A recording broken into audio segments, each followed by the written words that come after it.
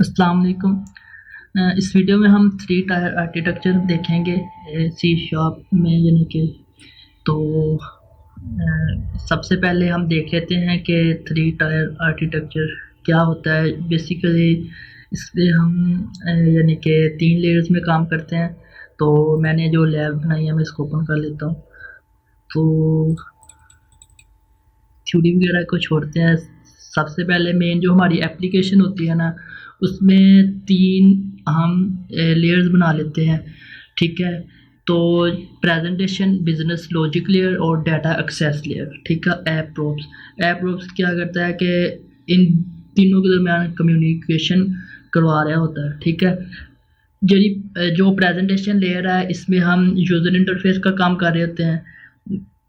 मैं दोबारा रिपीट कर देता हूँ, यानी कि मेन जो चीज़ समझने वाली है जो यहाँ से है, यानी कि जब हमें ये समझ लग जाएगी तब हम, यानी कि जब कोड कर रहे होंगे तो हमें बेहतर समझ लगेगी, ठीक है। तो हम क्योंकि एसक्यूएल की क्यूरीज वगैरह वो तो बिल्कुल सिंपल और इजी, जो कि हम डीबीएमएस में भी करते रहे हैं डेटाबेस, ठीक है। तो इसमें जो हमें पहले ये समझ लग जाएगी कि थ्री टायर आर्किटेक्चर क्या होता है, तो हम वो दूसरा जो क्यूरीज वगैरह वाला काम है वो भी कर सकते हैं, ठीक है। तो सबसे पहले प्रेजेंटेशन लेयर होती है जिसमें हम यानी कि अपना जीयूआई बनाते हैं, यानी कि यूज़र इंटरफेस बनाते हैं, चाहे वो फॉर्म वगैरह हो या कुछ भी, ठीक है। तो उसमें हम बिजनेस लॉजिक लेयर दूसरे नंबर पे।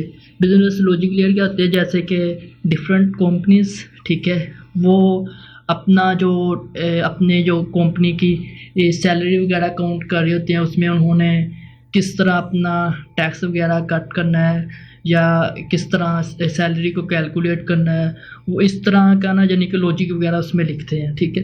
वो किसी भी किस्म की कोई वेबसाइट हो सकती है, उसमें अगर कोई लॉजिक लग रहा है तो वो इसमें हम डिफ़ाइन कर रहे हैं। डाटा एक्सेस लेयर यानी कि DAL भी इनको बोलते हैं। तो इसमें हम बेसिकली अपने डेटाबेस का सारा काम कर रहे होते हैं, यानी कि क्यूरीज वगैरह अपने डेटाबेस के साथ कनेक्शन करना, हर चीज़ इसमें ही कर रहे होते हैं। उसके बाद हमारे पास ऐप प्रोप्स आ जाता है। ऐप प्रोप्स यानी कि इनके दरमियान कम्युनिकेशन करवा जाता है। ये बेहतर समझने के लिए मैंने एक और डायग्राम बनाई हुई है, उस पर हम चलते हैं,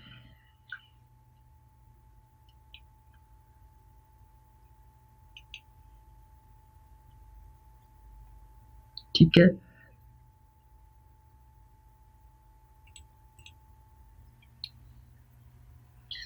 इस डायग्राम को समझने से देखने से सबसे पहले तो यहाँ पे डेटाबेस ये बनी हुई है, ठीक है, बिजनेस लॉजिक लेयर, और ये गलत है। यहाँ पे हमने लिखना है डेटाबेस, ठीक है। ये राइटिंग में मिस्टेक हो गई है, ठीक है। और उसके बाद हमारे पास आती है communication using DAL, data access layer, ठीक है। इसमें हम अपना डाटा एक्सेस लेयर, यानी कि इसमें हम अपना जितना भी क्यूरीज वगैरह के काम आना वो कर रहे होते हैं, यानी कि ये जो लेयर है ये इस डेटाबेस के साथ या डाटा सोर्स भी इसको हम बोलते हैं, ठीक है। ये मैं फिर दोबारा आपको बता दूं, ये गलत, यानी कि बाई मिस्टेक गलत लिखा, ठीक है। मैं इसको हाईलाइट कर देता हूँ।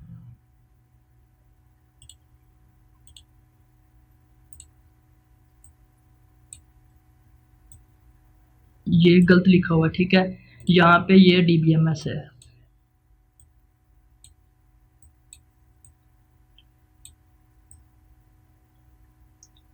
यानी कि ये डेटाबेस है, ठीक है। तो ये डेटाबेस ने इस DAL से कम्युनिकेशन करनी होती है, ठीक है। यानी कि इसको हम डाटा एक्सेस लेयर बोल रहे होते हैं इस चीज़ से, ठीक है। इसने इसके साथ कम्युनिकेशन करनी होती है, ठीक है। और इसके बाद ये जो DAL है, इसने बिजनेस लॉजिक के साथ कम्युनिकेशन करनी होती है, यानी कि इनके दरमियान डाटा ट्रांसफ़र होना होता है, ठीक है। और उसके बाद जो हमारी प्रेजेंटेशन लेयर है ना, ये वाली, इसने सिर्फ बिजनेस लॉजिक्स लेयर है ना, उसके साथ कम्युनिकेशन करनी होती है। इसका DAL के साथ कोई कनेक्शन नहीं होता, कोई किसी किस्म का कोई राब्ता नहीं होता, ठीक है। और इसके बाद जो हमारे पास ऐप प्रोप्स आती है ना, इस ऐप प्रोप्स में जो प्रेजेंटेशन लेयर में जो हम टेक्स्ट फील्ड्स वगैरह लगाते हैं, यूज़र नेम यूज़र ने यहीं पे इंटर करनी है ना, उसमें उसने यानी कि ऐप प्रोप्स में चले जाना होता है, ठीक है। ऐप प्रोप से ना नेक्स्ट जो भी यानी कि डाटा यूज़र इंटर करेगा वो बिजनेस लॉजिक लेयर में जाएगा, ठीक है, जब ज़रूरत होगी, और वही डाटा जब यूज़र इंटर करेगा या हमें चाहिए होगा वही DAL में जाएगा, ठीक है। तो इस तरह का ये इसका बेसिक कंसेप्ट है। तो अब हम अपने प्रोजेक्ट पे मूव करते हैं, यानी कि कोडिंग के स्टेप में मूव करते हैं। तो सबसे पहले मैं यहाँ पे एक फ़ोल्डर बना लेता हूँ।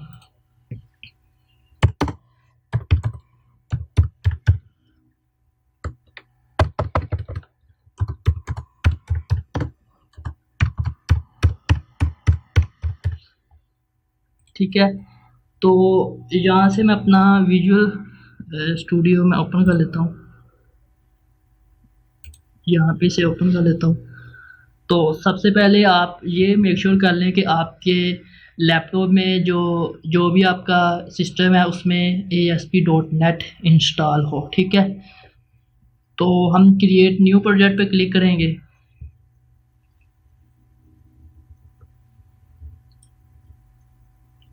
क्रिएट न्यू प्रोजेक्ट के बाद हम यहाँ पे सर्च पे आएंगे और यहाँ पे लिखेंगे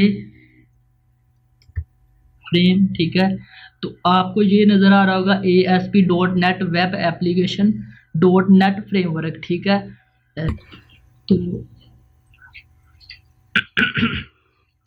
हम ये वाला जो ASP.NET web application .NET framework, ठीक है, ये हमने सेलेक्ट करना है। तो आपने ये चीज़ें देख लेनी है, C# विंडो, ठीक है, वेब क्लाउड, यानी कि मतलब इसमें जो MVC का एक कंसेप्ट यूज होता है वो नहीं होना चाहिए, ठीक है। आपने ये वाला जो प्रोजेक्ट सेलेक्ट करना है ASP.NET web application .NET framework, ठीक है। तो आपने ये इसको मेक श्योर कर लेना, ठीक है। तो नेक्स्ट पे क्लिक करेंगे। यहाँ पे हम अपने प्रोजेक्ट का नाम रख लेंगे 3 टायर,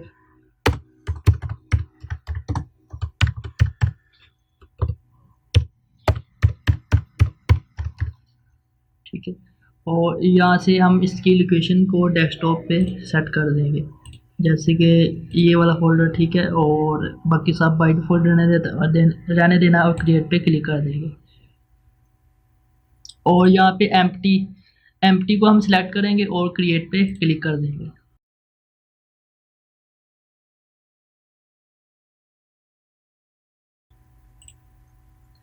तो हमारा ये बेसिक जो प्रोजेक्ट क्रिएट हो चुका है, ठीक है। तो ये हमारी प्रेजेंटेशन लेयर है और यहाँ पे हमने अपनी जो DAL है यानी कि डाटा एक्सेस लेयर और जो हमारी बिजनेस लॉजिक लेयर है इसको ऐड करेंगे, ठीक है। उसको ऐड करने का तरीका क्या है, राइट क्लिक करेंगे, किस पे राइट क्लिक करना है, सोल्यूशन, ठीक है, ये सोल्यूशन पे, ठीक है, सोल्यूशन 3 टायर आर्किटेक्चर, आपकी यहाँ पे सोल्यूशन के आगे जो भी आपका प्रोजेक्ट होगा वो आ रहा होगा, ठीक है। तो मैं यहाँ पे राइट क्लिक करता हूँ और ऐड पे क्लिक करूँगा और न्यू प्रोजेक्ट पे क्लिक करूँगा और यहाँ से हम क्लास लाइब्रेरी को सिलेक्ट करेंगे, ठीक है। तो क्लास लाइब्रेरी, ठीक है, तो यहाँ से मैं क्लास लाइब्रेरी .NET, ठीक है, ये सिलेक्ट करूँगा, C#, ठीक है, ये आपने मेक श्योर कर लेना है कि C#, ठीक है, क्लास लाइब्रेरी .NET फ्रेमवर्क, ठीक है, और C# और विंडो, ठीक है। तो आपने ये सिलेक्ट करनी है, ठीक है। और यहाँ पे आपने क्या नाम रखना है, सबसे पहले BLL, ठीक है। BLL का क्या मतलब हुआ, बिजनेस लॉजिक लेयर, ठीक है, या आप पूरा लिख सकते हैं या आप शॉर्ट कट यूज़ कर सकते हैं, ठीक है। तो क्रिएट पे क्लिक करेंगे तो ये हमारे सामने एक बिजनेस लॉजिक लेयर बन गई है, ठीक है। इस तरह राइट क्लिक करेंगे, यहाँ पे ऐड पे जाएंगे और न्यू प्रोजेक्ट पे जाएंगे और यहाँ से मैं अपनी क्लास लाइब्रेरी, ये रीसेंट प्रोजेक्ट यहाँ पे मुझे शो हो रहे हैं, ठीक है, तो मैं यहाँ से भी ऐड कर सकता हूँ, जैसे कि क्लास लाइब्रेरी, ठीक है। तो नीचे आऊँगा, यहाँ से क्लास लाइब्रेरी .NET, ये ठीक है, ये शो हो रही है, ठीक है। तो इस पर मैं इसे सेलेक्ट करूँगा और नेक्स्ट पे क्लिक कर दूँगा और यहाँ पे मैं DAL लिखूँगा, डाटा एक्सेस लेयर, क्रिएट पे क्लिक कर दूँगा, ठीक है। और ये हमारे सामने एक डाटा एक्सेस लेयर बन गया। ठीक है, तो हमारी बेसिकली 3 लेयर्स बन चुकी हैं, लेकिन हमने ऐप प्रॉप्स को भी बनाना है जो हमारी इन लेयर्स के दरमियान कम्युनिकेशन का काम करते हैं। ठीक है, तो मतलब कि इसको हम मॉडल भी कहते हैं या ऐप प्रॉप्स भी कह लेते हैं, डिफरेंट डिफरेंट वर्ड यूज़ करते हैं। ठीक है, तो मैं यहाँ पे ऐप प्रॉप्स ही लिखूँगा, ये आप पे डिपेंड है कि आप कुछ भी लिख सकते हैं। ठीक है, बेसिकली मेन कंसेप्ट है। ठीक है, आपको कंसेप्ट पता होना चाहिए। तो फिर मैं यहाँ से यहाँ पे क्लास, ठीक है, नीचे आता हूँ और यहाँ से class library dot net framework, ये नहीं, ये ठीक है, class library dot net framework C sharp, इस पर क्लिक करूँगा और नेक्स्ट पे क्लिक कर दूँगा और इसको मैं नाम देता हूँ ऐप प्रॉप्स। ठीक है, ऐप प्रॉप्स। ठीक है, और क्रिएट पे क्लिक करूँगा तो बेसिक जो स्ट्रक्चर है हमारी एप्लीकेशन का वो क्रिएट हो गया। ठीक है, ऐप प्रॉप्स। तो बेसिकली ये हमारा जो बेसिक स्ट्रक्चर है हमारी एप्लीकेशन का वो क्रिएट हो गया है। तो अब हम स्टेप बाय स्टेप इन पे काम करेंगे। तो सबसे पहले हम अपनी प्रेजेंटेशन लेयर पे काम करेंगे, जो भी हमें अपना फॉर्म बनाना है वो बनाएंगे और उसके बाद हम DAL पे आ जाएंगे। ठीक है, डाटा एक्सेस लेयर पे काम करेंगे, उसके बाद BLL पे काम करेंगे, बिजनेस लॉजिक लेयर पे काम करेंगे। ठीक है, तो हम स्टार्ट करते हैं इसको। तो सबसे पहले मैं इसे ओपन करता हूँ। तो यहाँ पे मैं एक वेब फॉर्म बनाऊँगा। ठीक है, क्योंकि हम अपना GUI जो है किसी वेब फॉर्म पे ही बना सकते हैं, जो भी अपना फॉर्म वगैरह बनाना। ठीक है, तो यहाँ पे मैं वेब फॉर्म को सेलेक्ट करूँ, आपने मेक श्योर करना आपने और कुछ सेलेक्ट नहीं करना, उसकी एक्सटेंशन होनी चाहिए ASPX।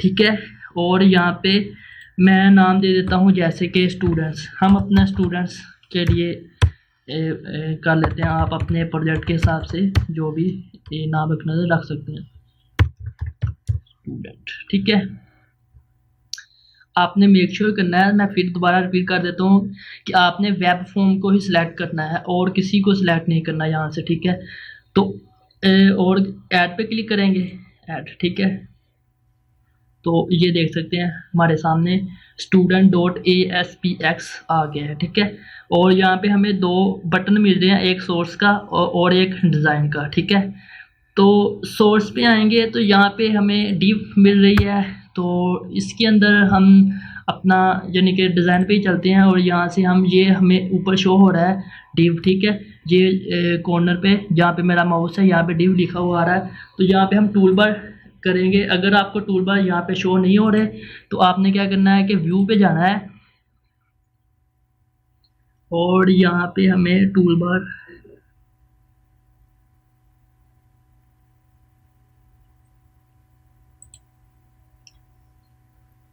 ठीक है, तो आपने इसे ऐसे सिलेक्ट कर लेना है। तो मैं इसे थोड़ा सा इस तरफ ले आता हूँ और यहाँ पे आके सर्च करूँगा लेबल और इसको मैं यहाँ पे रख दूँगा। ठीक है, इसका रीनेम करूँगा यानी कि जैसे कि ID। ठीक है, और इसके बाद नेक्स्ट मैं सर्च करूँगा यहाँ पे टेक्स्ट बॉक्स। ठीक है, यहाँ पे इसे सेट कर दूँगा। ठीक है, और इसके बाद मैं इंटर प्रेस करूँगा और नेम लेबल ही ले लेते हैं। ठीक है, तो लेबल इसको मैं नाम दे दूँगा नेम। ठीक है, और यहाँ पे टेक्स्ट बॉक्स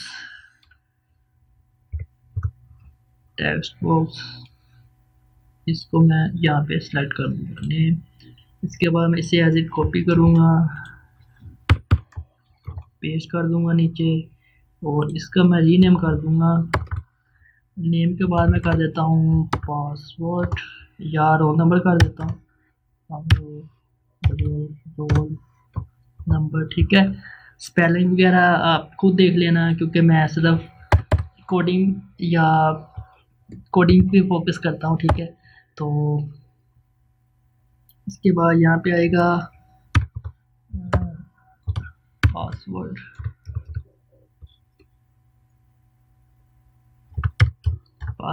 ठीक है। तो एक काम करते हैं, यहाँ पे एक ले लेते हैं लिस्ट, ड्रॉप डाउन लिस्ट,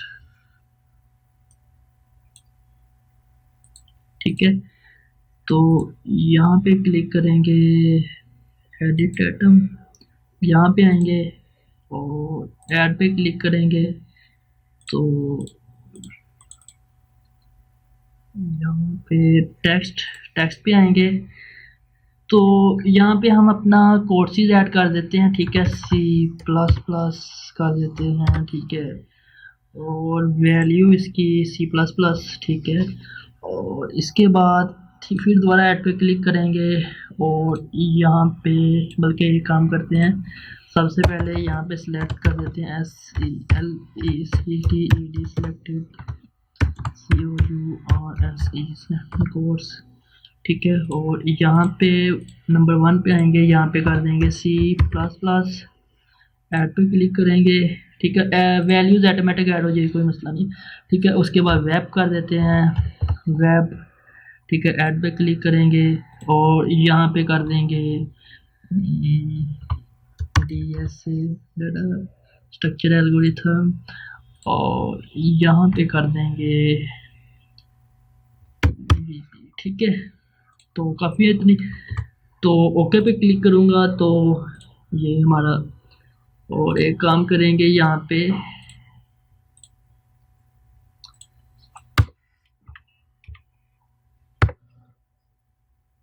मैं लेबल को सेट कर दूँगा, लेबल, और इसको मैं नाम दे दूँगा कोर्सेज, सॉरी,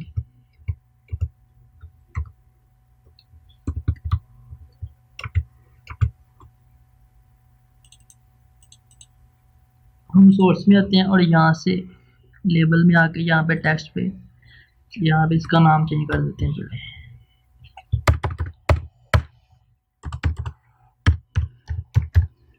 ठीक है। इसके बाद हम यहाँ पे एक बटन ले लेंगे,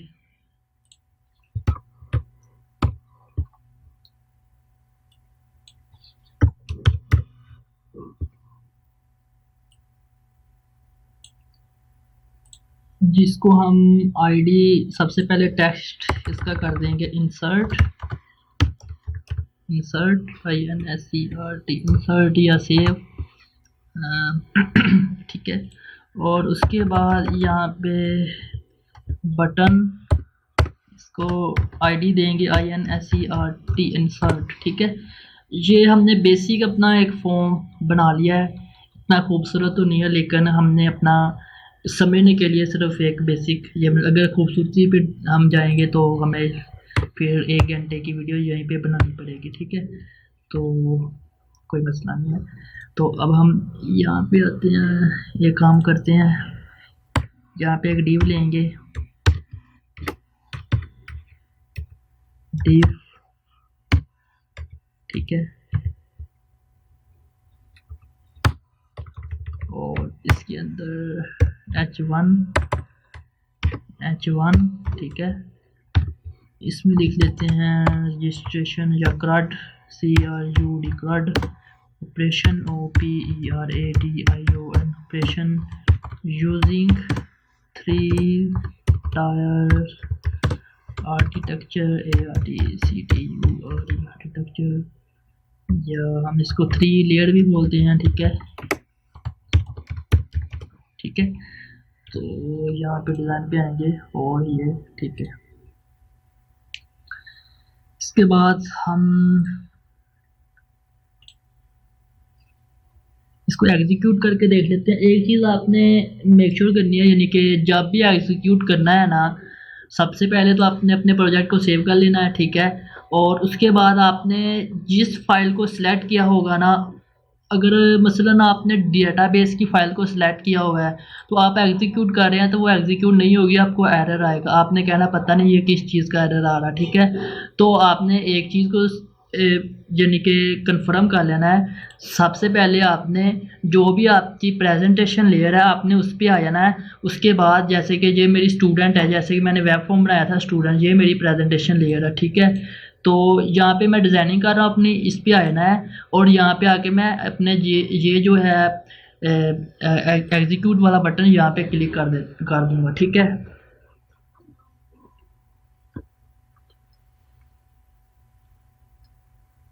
तो ये एग्जीक्यूट हो रहा है।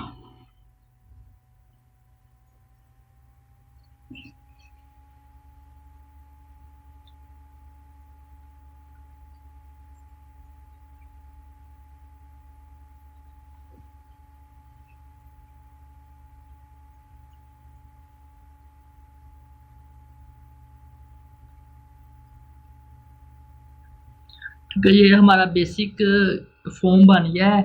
तो हम यहाँ पे अपना काम स्टार्ट करते हैं, ठीक है। तो मैं इसे यहाँ से कट करता हूँ। और एक और चीज़ आपको बता दूँ कि यहाँ पे आप क्लिक करने से ना तो आप यहाँ से आप अपना जो भी आपके पास ब्राउज़र होगा वो यहाँ पे शो होने लग पड़ेंगे। तो आप चेंज करना चाहें तो वो चेंज कर सकते हैं, ठीक है। मैंने गूगल क्रोम सेलेक्ट किया हुआ है, ठीक है। तो काफ़ी ठीक है।